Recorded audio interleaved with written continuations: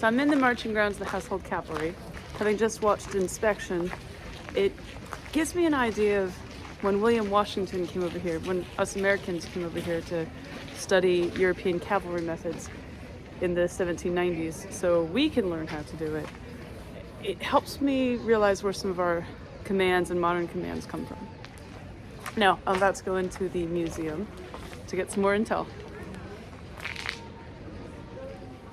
So stay tuned because I will be browsing exhibits, interacting with staff, and even trying some hands-on surprises.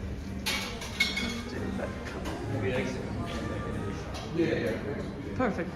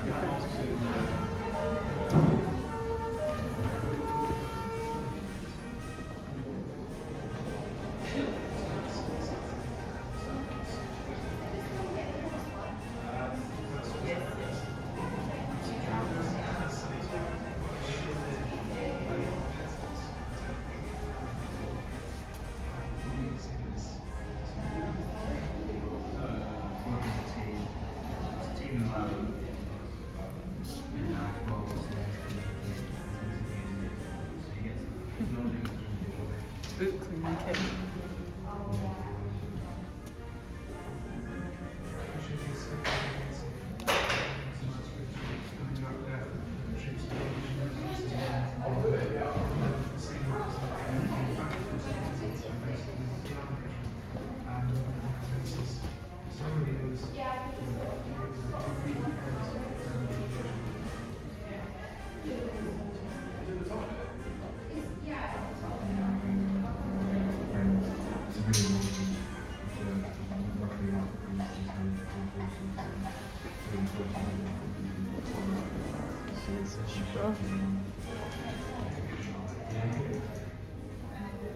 We start off just on the saddle, hanging freely, build the muscles in the back and the legs, and then what have you. And then as you get to halfway through, stirrups, ease,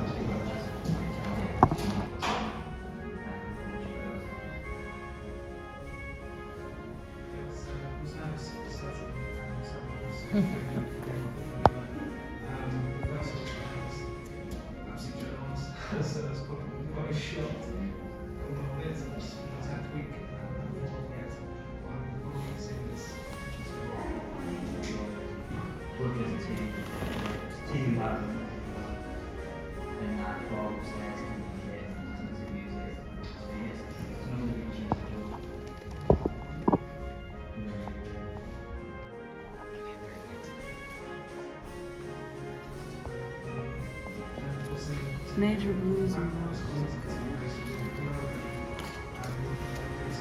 Hey, Bubba.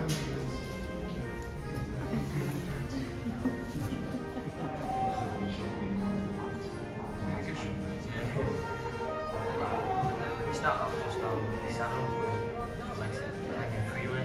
It's to build up the muscles in the back and the legs and what have you. And then as you get to about week 3, you'll get your stirrups, which you get to put your feet into, you relax your bottoms a little bit. The worst bit is probably going to be adapting to the saddles. Painful thing, you end up waking up the next day and being able to sit down on a walk. Because we do drill one first, we have a few weeks to listen to horror stories about people walking into pieces chewed up on horses. So I was a little bit nervous about approaching something important. 6 times. 5 of those were up the wrist. I've only made to go back on. Couldn't say I'm jumped off, fell back on. Couldn't say I'm jumped off.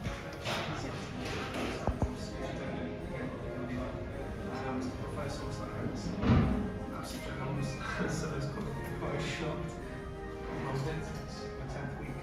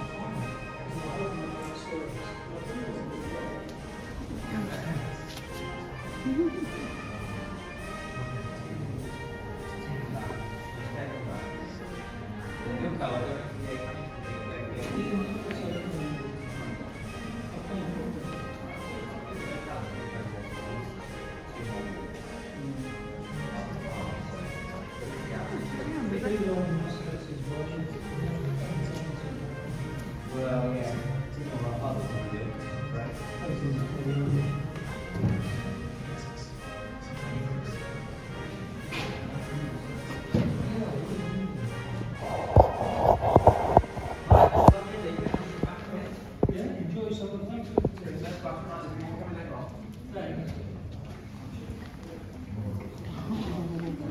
Cute. So these are the gentleman was just telling me these are the bridles that are used when on ceremony. This is actually a combination snaffle and curve. This is the joint when they're together. And they're separate, but you can use both of them at the same time. And look at the breast collar. This chain is actually interesting. I'm going to ask him what the significance of the chain is, but you can see the coat of arms on the breastplate.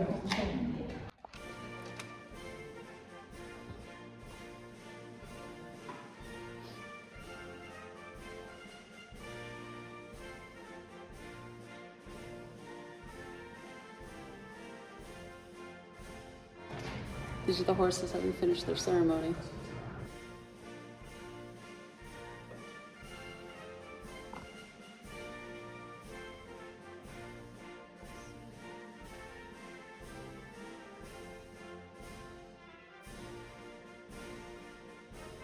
The fleece on this one is white. So what this means is that the lifeguards use a white fleece saddle seat cover and housing.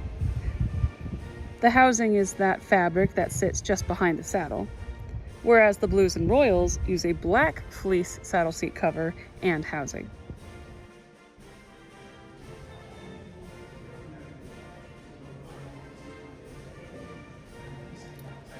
You have your watering collar.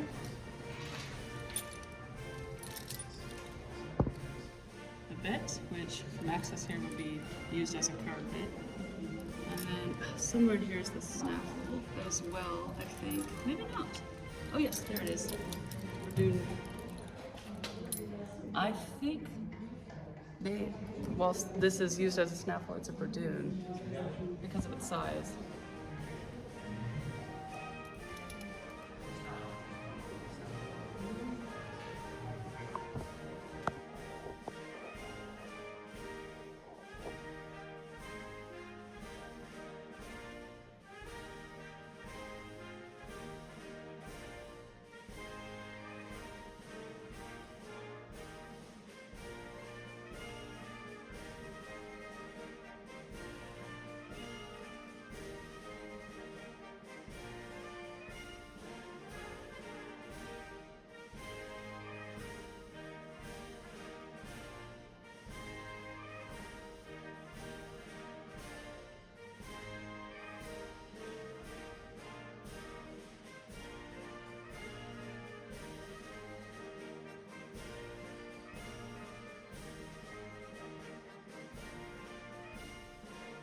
Horses. The black one Yeah. is for the Blues and Royals Regiment, who are on duty today.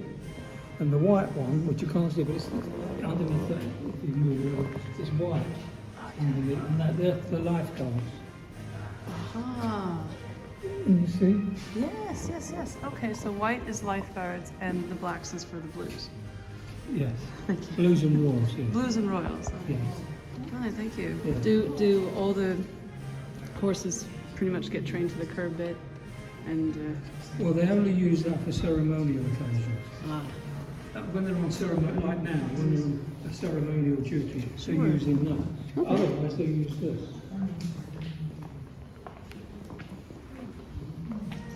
This. Aha, of course, okay. That's what they use generally. All right. But when they're on duty, they're wearing that.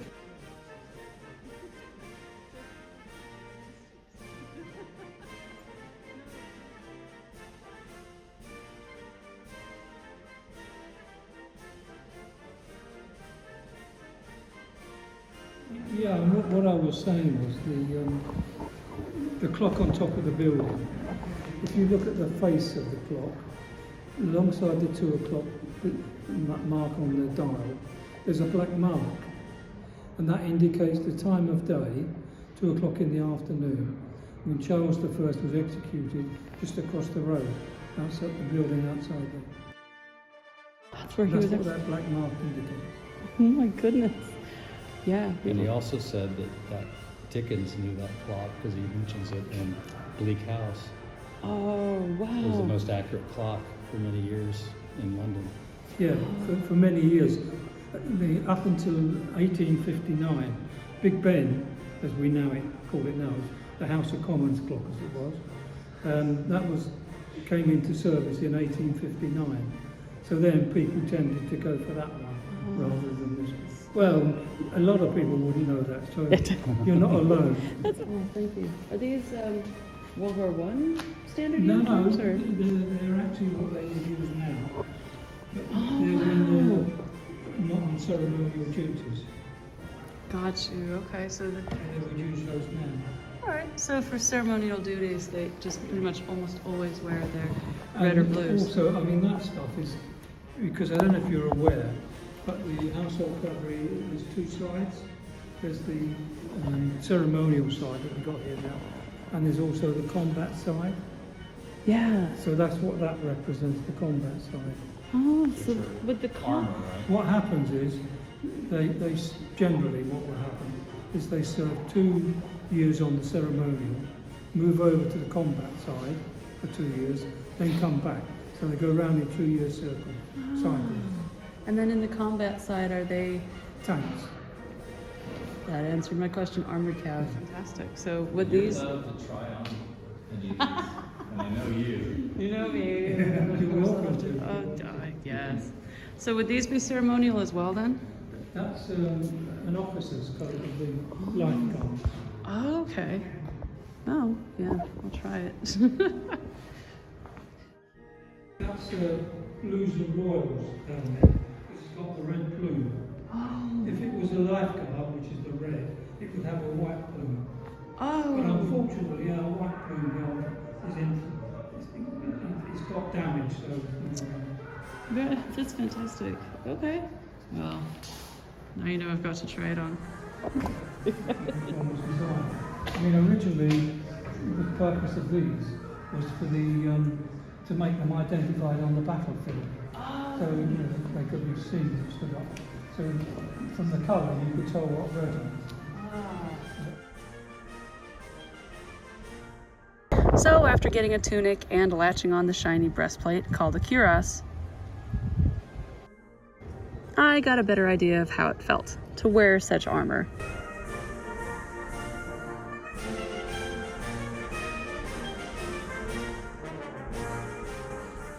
So as my lovely museum guide suggested, I'm wearing a red helmet of the Blues and Royals, unless I was going to pass as a trumpeter of the guard, who apparently sometimes wears a red plumage with their red tunics. So for the lifeguards, the lifeguards had white plumage, but the musician would be red. Well, the trumpeter, The trumpeter, yes. because there is a mounted band. And on certain occasions, you would have noticed when you came in the gold coats, did you? Yes, what was the significance of Well, that? they're for the musicians, Ah, but they're only worn when there's a monarch or a senior royal present. okay, they're only one, oh, so the gold's only for when a monarch is present on ceremony. The only other occasion they will wear those gold coats without a monarch or a senior royal being present is the Lord Mayor's show, which we have in London every year in November. That's the only other time when the monarch's not present. Otherwise, if the monarch's not present, they wear their normal uniform. Oh, very ceremony.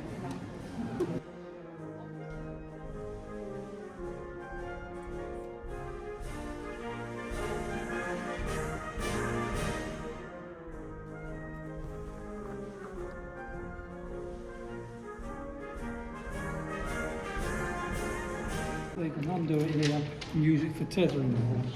Ah, yes. And the other thing is, when horses were used in battle, it was said to be some protection Wow. from the sword. From a saber blow. Yeah.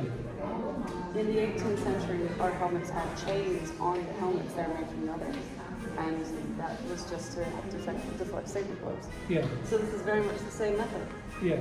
So if a sabre goes down, it restricts it. Brilliant. Oh, an officer's saddle has the So it's bear bear fur. skin. Oh my, okay. Bear skin. Smart, these are the stirrups for ceremony.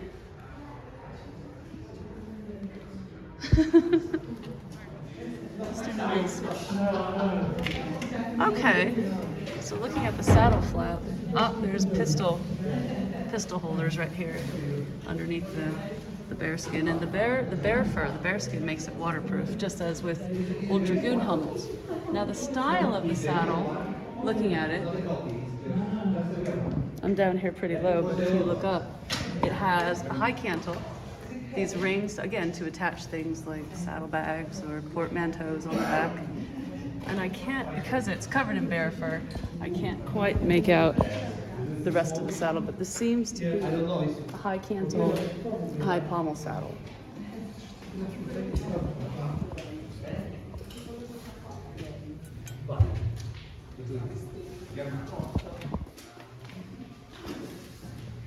So obviously, after geeking out over the tack for a fairly long time, I wanted to reiterate everything I'd learned about their bridles so far.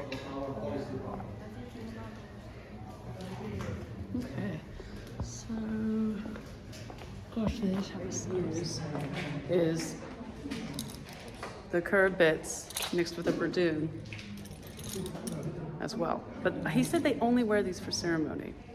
When they are on duty, they use this. Snaffle. Just a full cheek snaffle bridle.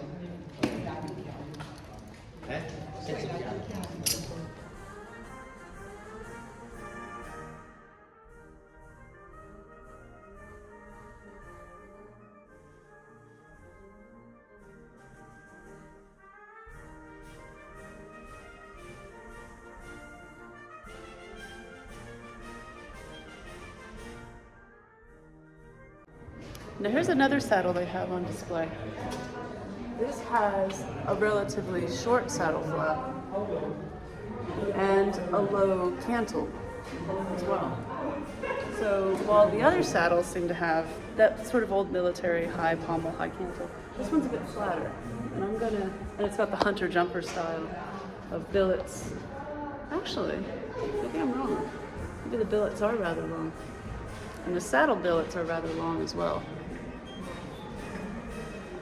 Not as long as what a dressage saddle would be, though. If this was a dressage saddle, the billets would be much further down here.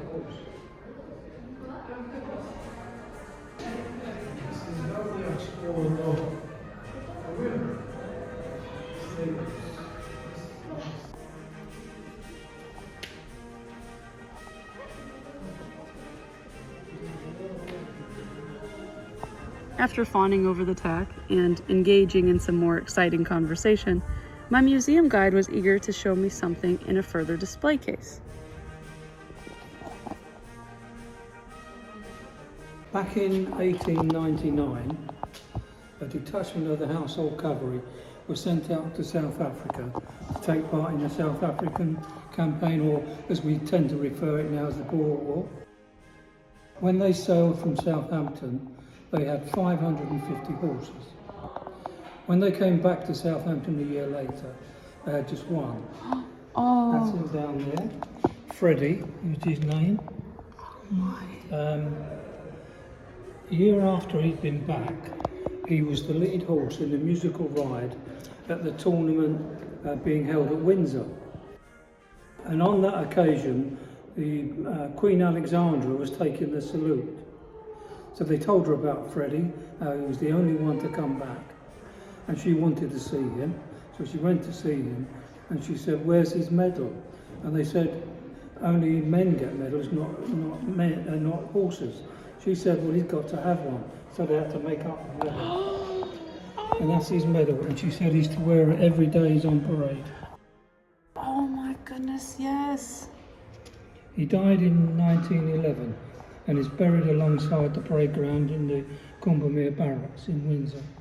I mean, not many horses. There was. I'm only aware of one being issued with a military medal before him, and that was one that Victoria presented to a horse.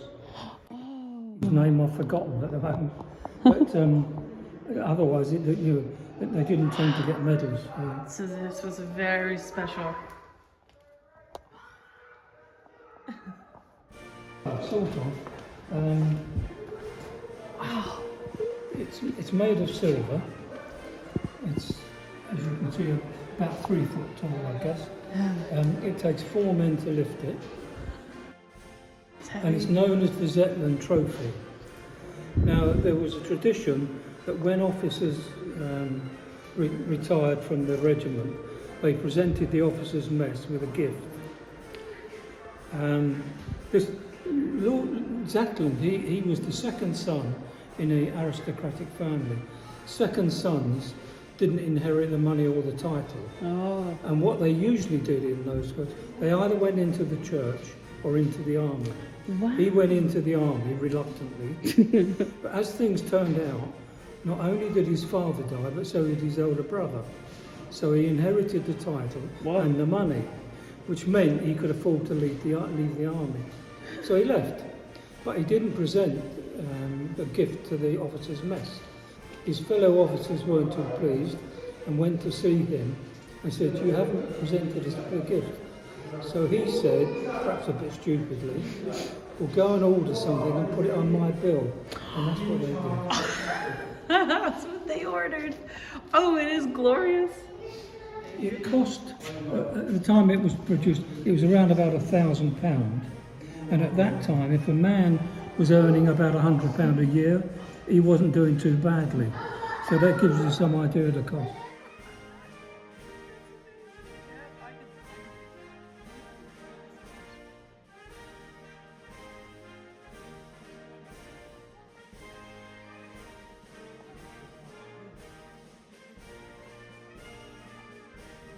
We then proceeded to tour the rest of the museum.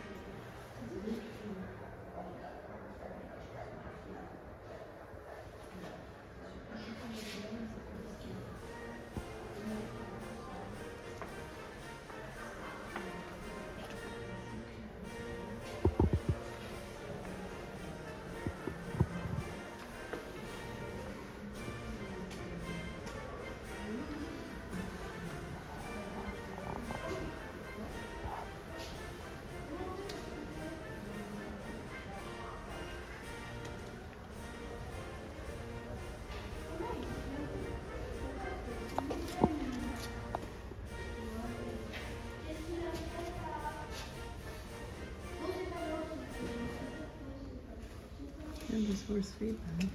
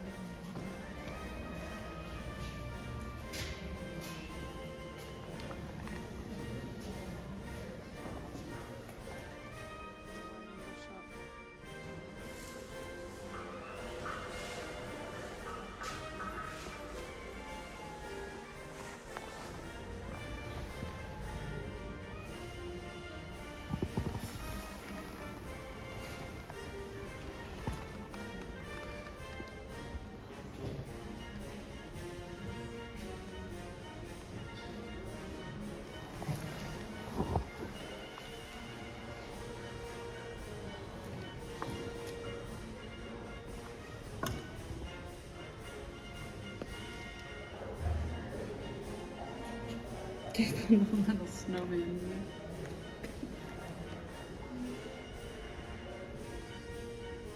Burnaby.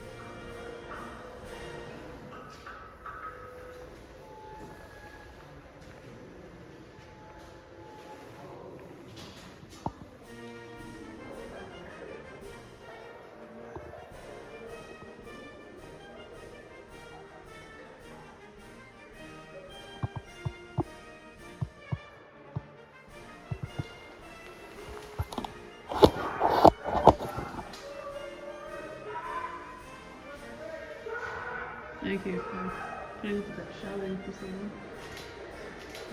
That's how I feel.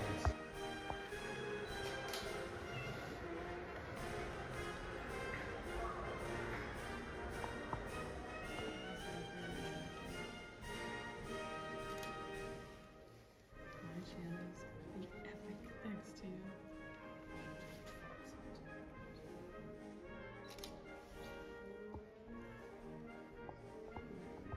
Cups. Schmutz.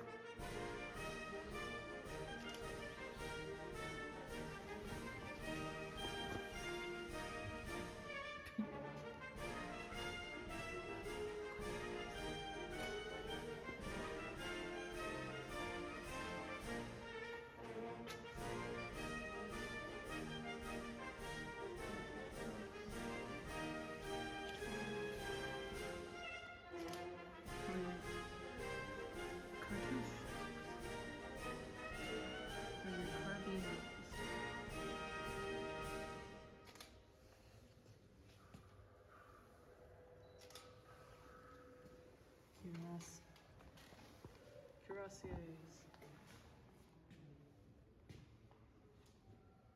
Oh yeah, that one's black.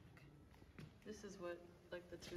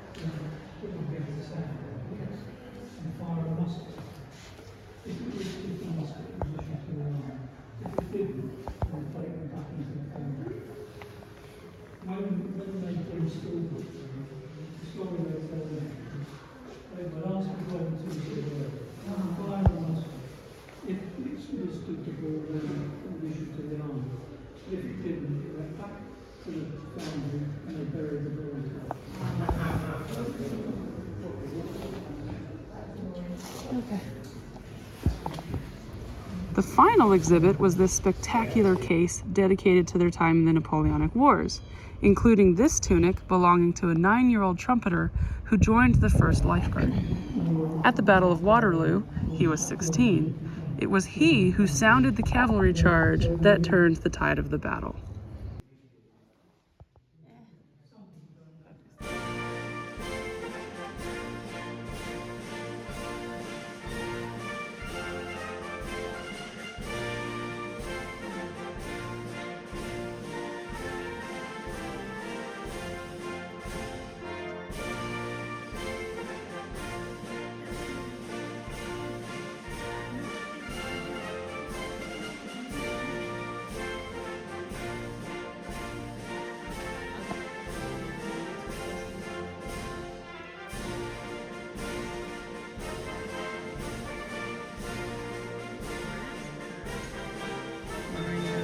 Actual, like, taxidermy body. Except for one eye. That's right. Oh my goodness, I can't see. How far is it? Oh, I'm starting to be What?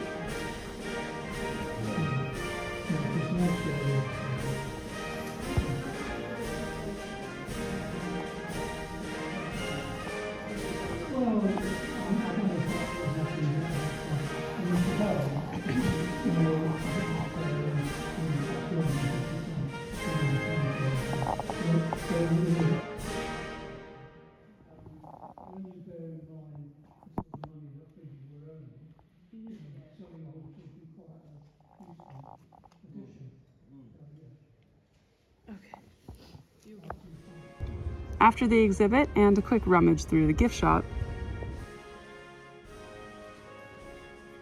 departing the museum into the parade grounds was a great feeling.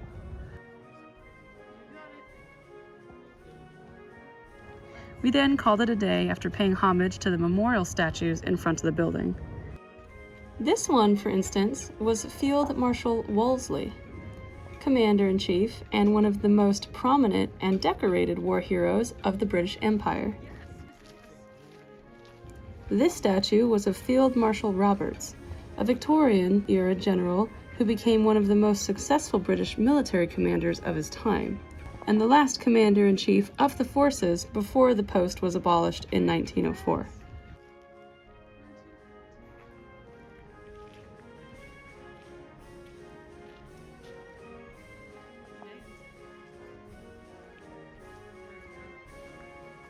I'll end this video with this spectacular mortar statue, which dates back to the 19th century, also known as the Prince Regent's Bomb.